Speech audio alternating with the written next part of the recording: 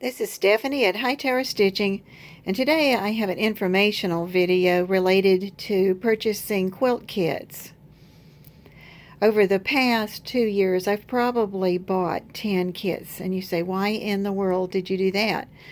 Well, a lot of them were on sale, but first of all, I had been always making my quilts from magazines and buying my own material and cutting them out. And all of a sudden, I didn't quite have as much time to do all of that, so I thought the kit might be a good answer to getting to work quicker. The main points for today are related to when you buy a quilt kit, the things that you know and the things that you don't know. I've got 2 examples of quilts that I finished. And also, I want to do a little piece on how to choose the motifs, or how I chose the motifs for 2 of the quilts. These were the basic colors that I got for a red and white quilt. I knew what the colors were going to be. I knew what the pattern would look like. And usually there's a description that tells you about the quilt and the person who designed it. And I want to remind you that no matter what company you buy from, they have designers that make their quilts, so all of those are not the same people, although you usually find this good quality from the ones that you really like to purchase from the companies. That is, things that you don't know your fabric quality, and that's why I suggest going with a company that you know. You don't know the experience level, although I have seen one company that puts experience level now in their ad. You don't know the quality of the directions or that the plan for cutting out. But one of the main things I'm going to ask you to look for is a printed pattern, because the very first quilt pattern, that quilt kit that I bought, you could download. It did not come with the pattern already printed for you. You had to download it. Well, I downloaded it, it started to print, and it was page after page, and it was in color, because otherwise it'd be hard to match things up. And so actually I put that quilt into my stash because I said, I don't think I'm gonna even worry about that now. I was kind of mad at it.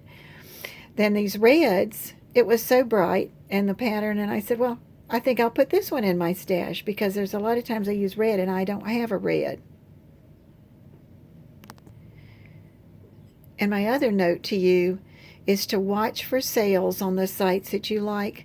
That's the best way to I found to get a kit, and you don't have to feel bad if you can't get it quite right together or something's not correct in the pattern. Here's the first quilt that I just finished that was made from a quilt kit and wanted to share with you. It had 2 blocks. The open block right here, that was really nice. And then next to it, a star block. And as I started quilting, I looked at the star block and I broke it into the different parts that come out from the star. And what I actually did is I put a line up through the middle. That was my reference line. And then I came back and I did like half of a feather that fit inside of there. And then I did the next one and the next one and the next one.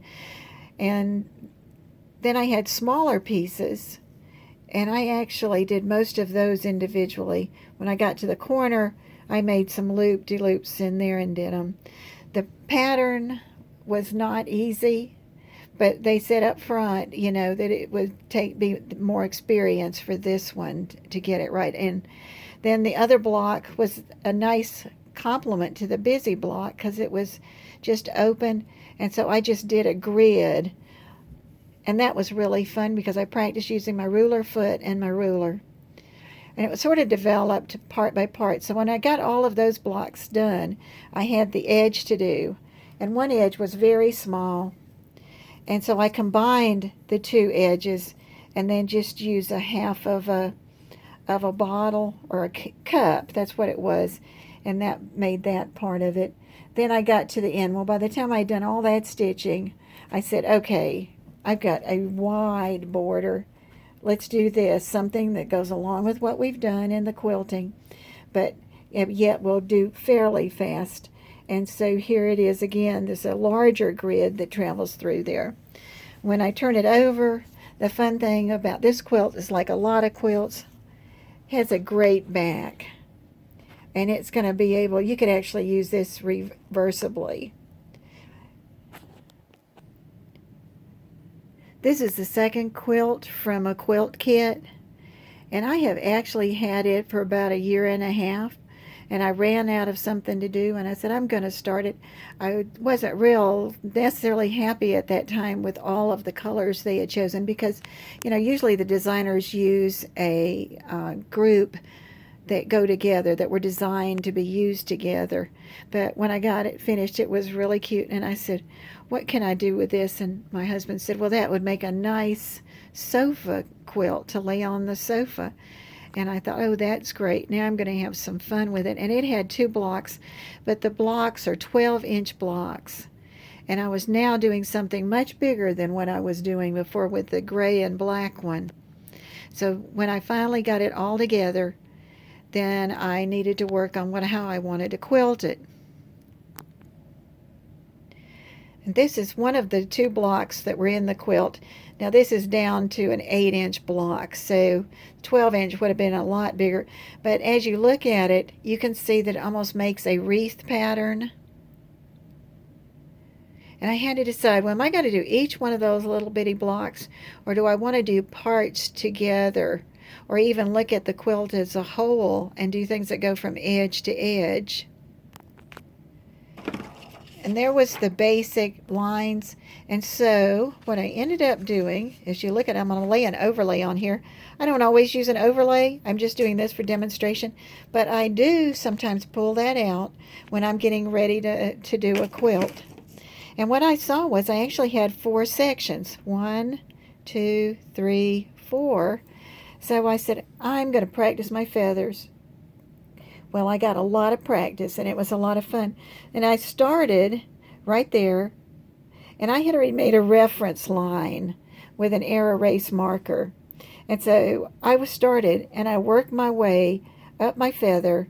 And when I got to the next one, I made my reference line, and I worked my way up that side of the feather, and I was able to go all the way around. And then I started, and I went up the left-hand side and worked all the way around. And that worked out really well. I had to move the quilt sometimes, but I was able to get my feathers all the way around. And here's one block where hopefully you can see the feather down, starts here, travels up, goes to the next one, and travels all the way around. And then I came back in the center, and I just did simple loop-de-loos from the side, and that was really a nice touch on this quilt. The second block was a wide open 12-inch square almost, with just the little corners taken off. And what I thought about doing, what I did do is, and here's an overlay that fits over that box, is I said I'm going to make one of those neat whirly flowers right in the middle. And so there's my starting point, the red dot, and you can just go as far as you want. And then once in a while I'd come off the side and add a part. And before I started, these little red dots are reference points, because I'd already figured out that I wanted to put leaves over there to break up some of the area. So I used leaves and pebbles and the leaves to break up the other areas. And there's what the red dots are for. And so when I got finished, I just eased back over here. Here's what I finished with. And it was almost a continuous thread, except when my thread broke or ran out of bobbin. And in the end, remember, this is your quilt. In general, the quilt designers use fabrics from a collection. Sometimes I made changes. I would use a different fabric to do the binding on the edge. Sometimes One time when I was really tired and I was cutting out, I accidentally exchanged two of the fabrics because there were like 20 fabrics that had to be cut apart, cut up, and I exchanged two of those. But when I got finished, it looked just as good as it had. Nobody would know that it was that it was turned around. And the last thing is that most of the time, backing is not included in your kit. And that's one thing you have to consider. And sometimes I didn't like the last fabric they had left in the collection, which they used for the backing. And I would choose something else, and I could also buy it, sometimes use something that wasn't quite as expensive for the backing. So this is Stephanie at Hightower Stitching. I hope this is helpful to you. I enjoy making these videos. If you like it and want me to keep going or have a special comment to make, please make that and subscribe to my channel.